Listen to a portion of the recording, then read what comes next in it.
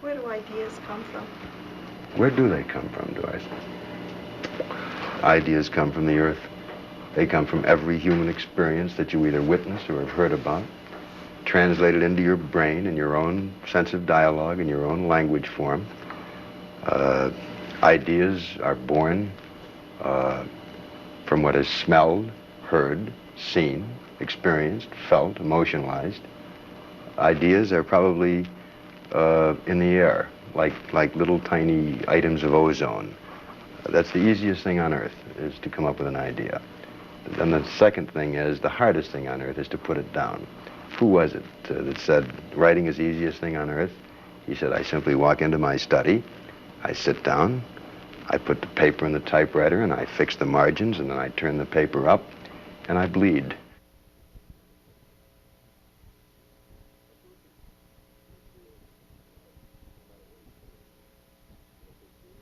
A person who's creative is an artist, no matter what he's creating in. And if they're creative in that respect, they don't even care about their audience. Fellini, when he makes a film, he doesn't care whether anybody ever sees it or not. Truly? Is that a quote from Fellini? That's a quote from Fellini. Is that right? Interesting. I wonder if that really doesn't play hob with the function of an artist. If indeed you can say that I create for my own sake, my own edification, my own titillation, and to hell with anybody else, is that truly a gauge of art as a form? Because isn't art a shared experience? Isn't the excellence of art dependent on a reaction from the outside to someone's work? I think that that'll be just about enough out of you, Doris. If I hear another word out of you. I think the director, who said he doesn't care about the audience's reaction, is caring about it. I mean, it may be his intention. Bergman said at one point that the audience needed medicine, and it was his to dole out. But he still thinks of the audience as an integral part of making the work. That is, when he directs a scene, it will be seen by people someday. Therefore, he takes the audience into account.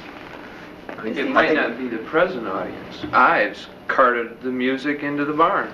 Mm-hmm. In other words, and we hear it now. You know, aware of the fact that this may not make it in my time, right, but ultimately shall make it. Of course, I think isn't there a risk you run if you preoccupy yourself with audience reaction at the expense of either your own integrity or your own artistic judgment? I'm convinced that 90% of the writers who walk around laying claim to the honored sobriquet of writer are thinking in a sizable portion of their mind, will they love it in Des Moines? Will they understand it in New Orleans? And consequently will deliberately prostitute and write downward to what they believe is the lowest common denominator. And when you start to preoccupy yourself, I think you're in trouble.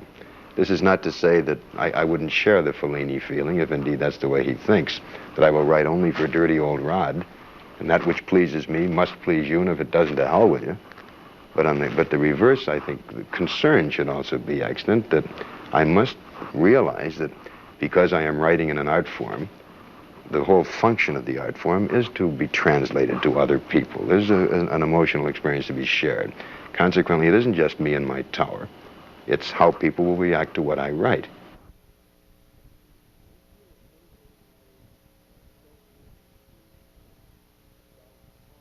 Do you feel that many young writers are so anxious to espouse a cause that their characters lose believability? No question about it. Moot point, valid point, altogether well said.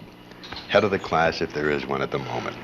Yes, Dave, and understandably so, and I'm altogether sympathetic.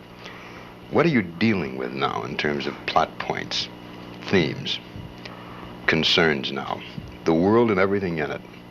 Hunger, poverty, the anguish of the human race, the desperate sense of self-destruction that we entertain all the time, the deep, pervading gloom that comes with our inability to cope.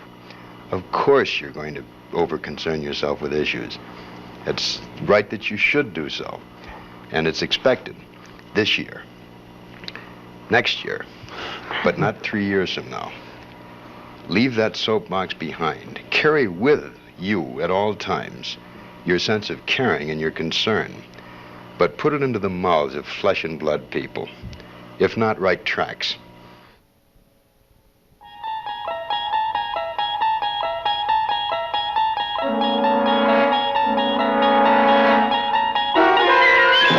You're traveling through another dimension.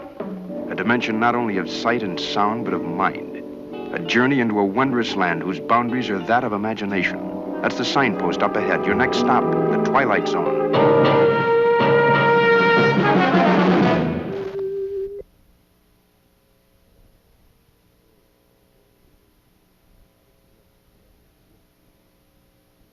I mentioned storylines, and you both indicated to me that it had been done, and I didn't realize it. That's a risk you run often. Even the best read of us, not to be defensive about it, aren't totally aware of all the classic literature, and you'll come up with a plot line which you think is altogether unique and your own. I once did a show on the Twilight Zone about a guy who makes a bet that he can keep quiet for a whole year.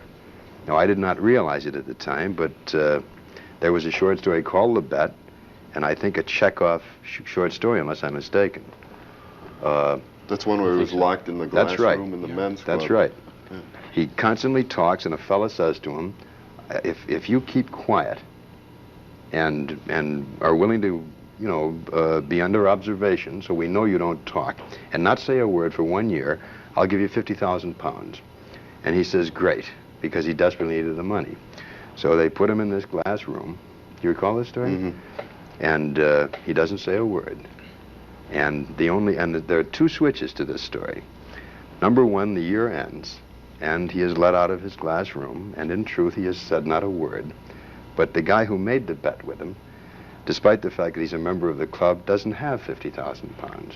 He doesn't have 5 pounds. And here is a guy who's remained silent for an entire year to win a bet, and the guy can't honor his bet. And then the second switch is that our talkative one is so talkative that he really didn't believe that he could stay quiet. So he had his larynx cut, his sound box. So you have the double irony there. Now, if, for example, I pose the problem to you that there is a talkative one amongst us, and somebody makes a bet with him that he'll remain silent for a year, can you fill up a story this way? What happens? The silence is absolutely... No, see, right now... You can take it a lot of different ways. Tell me one. You could take it in terms of what the man then does do, assuming that he's not put in such a glass cage. Go on. Assuming that he then must fulfill his need to talk by other activities. Go on. You're coming close to Chekhov now, Steve. Yeah, you can take it through all kinds of very, very strong emotions and very, very strong kinds of physical things. You could take it to his writings. You could take it to a certain kind of concentration on his own inner self, self-analysis. So what happens at the end of the year? No, follow the point. Can you tell me? As I said, there are 5 or 6 different ways that you could do it. All right, let's say I'm going to give you the Chekhov line now. There's a altogether shallow, talkative, big-mouthed klutz who makes this bet. In the Chekhov story, he goes in and for the first time in his life has a kind of an enforced serenity. There's nothing he can do because talking has always been his sort of force majeure. That's all he can do properly. He begins to read. Do you recall the story, Doris? No. And after 12 months of reading the classic literature of our time, he comes out the most well-rounded, the most beautifully thoughtful, sensitive human being who ever lived.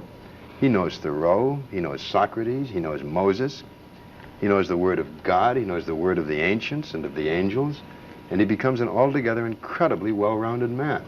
That's the Chekhov story. There's another way you could take that, assuming that he accepted the bet, and then following him in those situations where we normally communicate our feeling by talking, in a love situation, with a child, with friends, and all of the emotions, and then scoring the fact that he's having a very difficult time and is very inarticulate by action, by the actions of love or fatherhood, signs, the languages of sign, and touch. Without voice, and he cannot do these things. But finding at the end of the year that his difficulty gets less, he brings this under control, so that at the end of the year, when he's about to win the bet, that doesn't matter anymore because he's found that words are not a particularly That's pretty reasonable. I'm more cruel than that because I would have him need that money desperately to...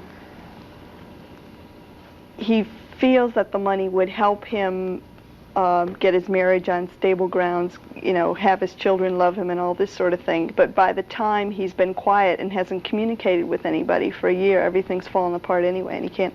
The money that won't- goes back to the old, you the know, money my won't wife help him. needs That's an still the operation yeah. or something. Say you know.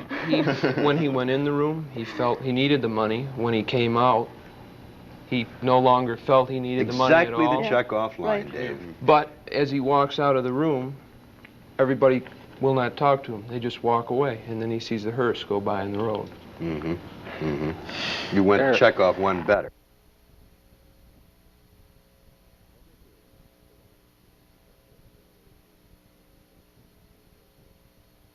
How about your philosophy? Like we talked about Mailer as being an existentialist and things like this. Would you inject yours into a piece of work or into your character and try and have the novel or the short story or the movie or whatever it is a part of you in that Forever, respect? constantly, and sometimes to my undying discredit, Art. Intentionally or unintentionally? I think it's totally unintentionally. I think it's a purely subjective exercise. I don't think I'm aware of it. But very often, one of the major problems with strong writers who deal in dialogue above plot, which happens to be, I think, more my forte than plot, dialogue. If you look at some of the pages of the stuff I've written, and even some of the good things, shut your eyes, you won't know who's talking, because they all talk alike. And who do they talk like? Me. Now, that's wrong, and it's something I've got to lick over the years, but it's the most common literary problem, I think, of strong dialogists.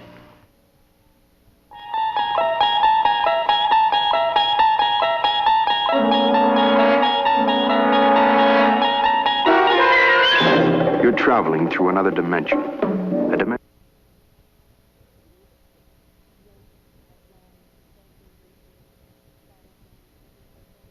Do you make notes and outlines and characterizations and plot outlines and things like that, or do you just take off and write? I take off and write out of a sense of desperate compulsion. I always write as if I just gotten my x-ray from the doctor on Monday, and he'd best check with the insurance man and see whether or not the house is free and clear. I always write with a sense of desperate urgency. Now, I don't think this is necessarily a preoccupation with my own demise, Doris. I think I'm good for another 18 months at least. But I always write as if, gee, get it down.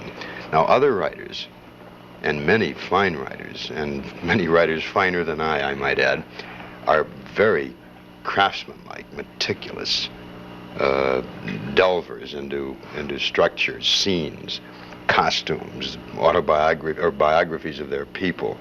They have everything seen down in note form before they begin.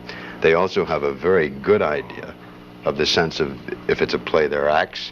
If it's a novel, they're chapters. I don't at all. I just have a rough sense. Would you write more than one work at a time? I mean, do you feel you have to have that pressure behind you? I write pretty well that way, Dick, because I'm sort of a product of the times, which is the mass media. And many television writers and screenwriters will dabble on a couple of levels at the same time. Not with the knowledge of their employers, but, for their own edification. And they do this, I think, out of compulsion in part, out of the fact that they may have become hung up in one of their projects, and very often just because that's the way they work best. I wouldn't advise it necessarily, as a run-of-the-mill approach to writing. But if you can handle 2 or 3 projects at a time, I don't think that hurts. If you can totally divorce yourself from the other.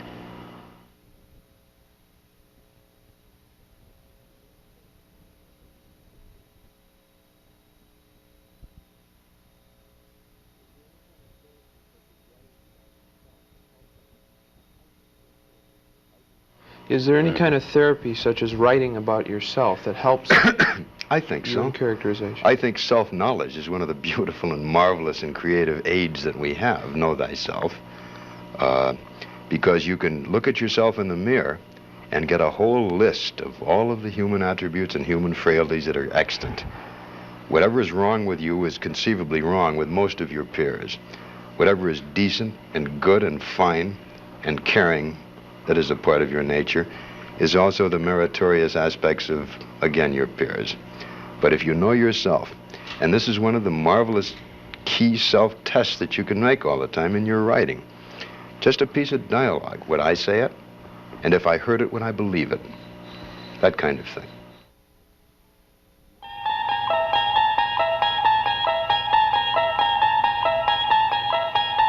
You unlock this door with the key of imagination.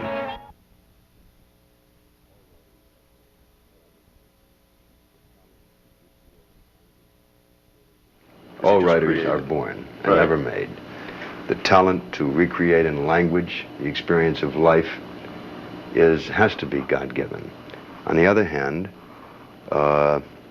we can sharpen the wit of a writer. We can point out style to him. We can use the criteria that is age-old, 3,000 years of theater, that he can utilize to make a judgment on the value of his own work. We can show him what can move people, what can move human beings. He can go to see a play of Diary of Anne Frank, and that's lesson one in the long facet of the human emotion. This kind of thing, with this kind of heart and simplicity, will move people. And that's a lesson. That's a great educative experience for him. This is not to say he must go out and write a story about a doomed child in an attic, but the level of emotion that he can learn from that film is quite an experience for him. But when you pose the age-old question, Art, can I learn to write? Can I be taught to be creative? Can I be taught further to analyze and dissect and observe? Because observation is key. This is paramount in the writer, the creator, to observe life. No, but you can say, those are where your eyes are. And you can say, use those eyes in that ghetto over there. Or you can say, take that typewriter and take it up to your room and spew it out, that gut-level feeling that you have. You can show them how that's done. You can teach them a sense of timing, a sense of discipline, which is paramount to the writer. You must be the most self-disciplined beast walking the earth. I don't think there's anything on earth as difficult as writing.